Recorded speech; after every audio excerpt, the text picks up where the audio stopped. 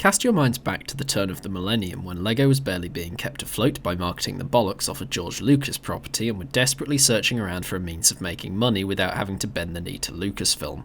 To that end, they had recently pioneered the Throwbots and the Robo-Riders, both of which promptly flopped, likely due to their terrible names. However, by 2001, LEGO had hired some people competent at naming things and come up with Bionicle, a portmanteau of Biological Chronicle, showing that miracles can happen as they managed to salvage something from that pile of syllables. It's at this juncture where things get interesting, ostensibly, as the intention behind the birth of Bionicle was to create a series of sets with a storyline they wouldn't have to keep paying for. And thus was born the world of Bionicle, entailing the thick end of 100 short stories, 4 feature films, several major console game releases, and a glut of horrendously broken online Flash games. I think at this point the only sensible course of action is to dive right in. So, gathered friends, listen again to our legend of the Bionicle.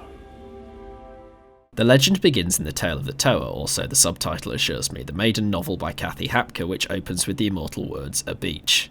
Oh no wait, those were the first words of the first chapter, but the prologue begins in the time before time, opening the way for the Tower to faff about and collect some Kanoe masks that they use to defeat some crabs. Following this, LEGO released the Bow Rock, and Hapker another novel outlining the Tower's struggle against their new adversary, a hive mind perpetually obsessed by cleaning, presumably ruled by Barry Scott. After vanquishing the Bow Rock, the Tower are transformed into Tower Nuva and come face to face with the newly upgraded foe, the Bow Rock Carl. This conveniently both raised the stakes and utilised most of the same pieces, which undoubtedly saved on mould production costs. Also apparently working off the principle that less is more, 2 novels are released that seem to document events that are happening at the same time, leading to significant difficulty in summarising. Safe to say the Tower Nuva defeat the Bow Rock Carl using the Kanoe Vahi, otherwise known as the Mask of Time, treading dangerously close to the cardinal sin of writing a plot that mentions time travel in any way. It's at this juncture that Miramax step in and release Bionicle, Mask of Light the movie, which was perilously close to being a good title. The film follows the adventures of 2 Matoran, Takura and Jala, on their quest to find the 7th Tower, simultaneously showing the Tower Nuva frankly failed to achieve anything against the Rakshi,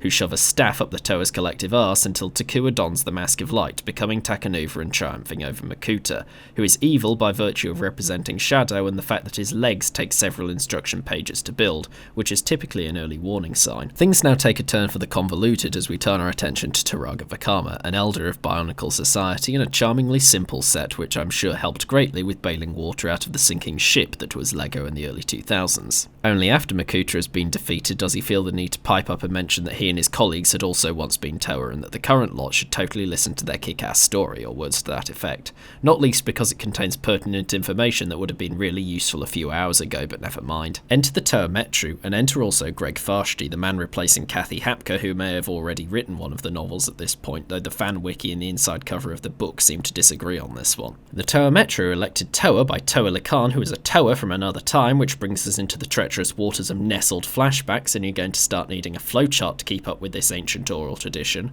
who thinks that a bunch of Matoran are the best people for the job of saving the inhabited world as he knows it. Through some moderate contrivance, the Matoran become Tower Metru, working together to save Metru Nui from the more Buzak vines before they all cock around in some underground tunnels and defeat something else evil which never comes up again. After these trials, they return to the city's Colosseum, expecting to be decorated as heroes, and are instead branded imposters by Makuta impersonating Turaga Duma, this city's answer to the God Emperor. Around this time, Bionicle 2, Legends of Metru Nui picks up and my novel collection drops off. Long story short, however, the Tower Metru eventually defeat Makuta, finding the real Duma, discovering the Khan, now in Turaga form, evading the pursuit of the world's most useless bounty hunters, crafting the aforementioned Mask of Time, and realising who they really are in the process. The film is then content to show the Tower Metru becoming Turaga as they free the Matorans from enslavement, which Duma had placed them in without me bothering to bring it up. However, the taste of nestled flashbacks from earlier was too good to resist, and a whole new arc is inserted between initially leaving Metru Nui and finally becoming Turaga. Enter the Hordika, who are the same people as the Tower Metru, only ugly by virtue of spiders. The Hordika achieve a startlingly small amount, eventually vanquishing some bounty hunters who defected from their union because they wanted more paid holiday or something,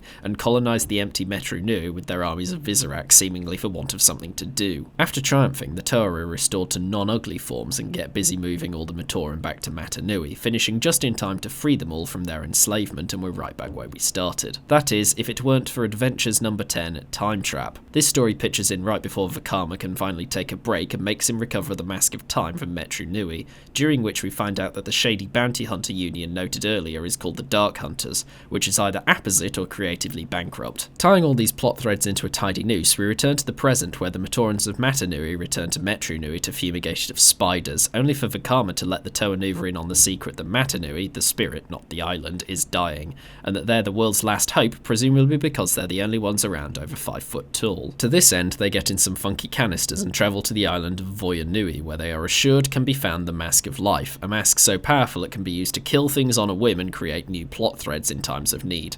Unfortunately, they instead find the Piraka, a bunch of grinning loons who make the Rakshi look like slackers by screwing the Toa so hard their non-existent relatives would feel it. In lieu of the mighty god-chosen warriors, 6 Matoran decide they can probably sort things out and begin their journey to Voya Nui via Karzani, meeting the ruler of the land, helpfully also named Karzani.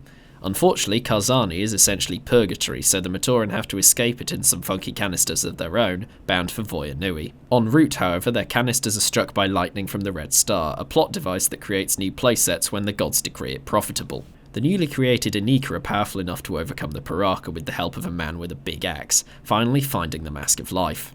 Unfortunately, they also find that it was welded to the head of a maniac welded to the back of a spider. Conveniently, the mask takes a fancy to Motoro, the Toa of Ice, and does some pretty nifty stuff after it's done cocking around welding itself to people. However, one of the things it pointedly avoids is letting Motoro just fix the mess everyone is in, instead deciding it wants a swim and diving into the sea off Voya Nui. Following suit down a big pillar underneath the island, the Toa Anika find themselves transformed into the Toa Mari by the Mask of Life, which sensed a plot hole if it didn't do this. The Mari engage the Baraki, bastards du jour, who are terrorising Rapture. But sod that, everybody sing along because Makuta's back. This time he thinks the Toa are onto something saving the known universe, because without a universe to be a dick in, he couldn't be a dick anymore. Over the course of a few novels, Makuta succeeds in doing something insidious and non-specific. Meanwhile, the Toa Mari discover that the most expedient way to save the great spirit Metru Nui is to drop Voya Nui on his heart and crush Motoro underneath it in the process, or something to that effect. In the act of dying for his people, Motoro saves the other Mari and transports the Toa Nuva to talk to Ataka, who isn't technically God, but it doesn't seem prudent to split hairs.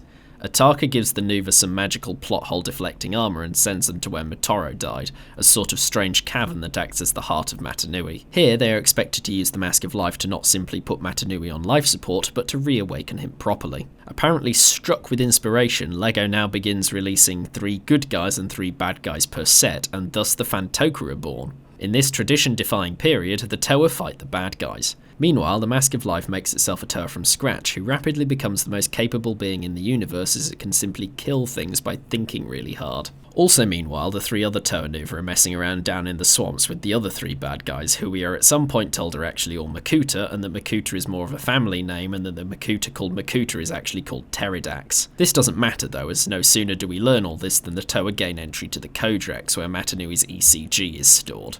Deciding that he's had enough of this bollocks, the Toa of Life sacrifices himself and uses the mask's power to revive the Great Spirit. During these events, Takanuva has been busy running over to where this nonsense has been going down, arriving just in time to have minimal bearing on the plot before turning right back round again. With Metru Nui revived, it is revealed that all life up to now has been happening in sections of his giant robot body, barring the island of Metru Nui, which was on his face. However, moments after being reawakened, Metru Nui is expelled from his great body as the artist formerly known as Makuta has somehow managed to possess the big robot, and banishes the Great Spirit into space, imprisoned in the Mask of Life. With this out of the way, Makuta knuckles down to the hard work of oppressing all known life. In the meantime, Maska Nui crash lands on a new planet and the Mask of Life makes him a new body, since he put it on his CV and didn't want to be accused of anything. In this sentence, 2 toy sets and a film converge as the Glutorian of Barra Magna are born. Anyway, Mascarpone manages to form an alliance with a Glutorian or 2 and sets out on a journey across the desert to attempt to find a way back to his home planet so he can fix things. Somehow. During this adventure, the gang thwart a tangible threat who is seeking material gain, finally getting us back to a semi-coherent plot before it all falls apart again, and Mascarpone, along with Tomato and Fusili, scour the world for a power source to run the giant new mecha suit that the Matoran of this world made by putting all of their houses together. No, really. Somehow discovering this, Makuta begrudgingly stops wanking himself off and jets off to Barra Magna to have a punch-up with Metru Nui to finally sort all this nonsense out. Unfortunately, it was at this time LEGO realised a dip into the red on Bionicle, so they released a run of 6 particularly lacklustre sets to round the story out. The characters that these sets depict essentially managed to make Makuta stub his toe, giving Mascarpone enough time to slam a planet into Makuta's head, which does for him rather neatly. In so doing, the planets of Barra Magna and Aqua Magna are rejoined into Spheris Magna, and the Matoran of Metru Nui begin their new lives, free from a cosmic cycle of convoluted nonsense. And so ends the tale of the Bionicle, one of LEGO's most successful franchises, leaving us with the parting message of unity, duty, destiny. And rightly so. For this is the way of the Bionicle.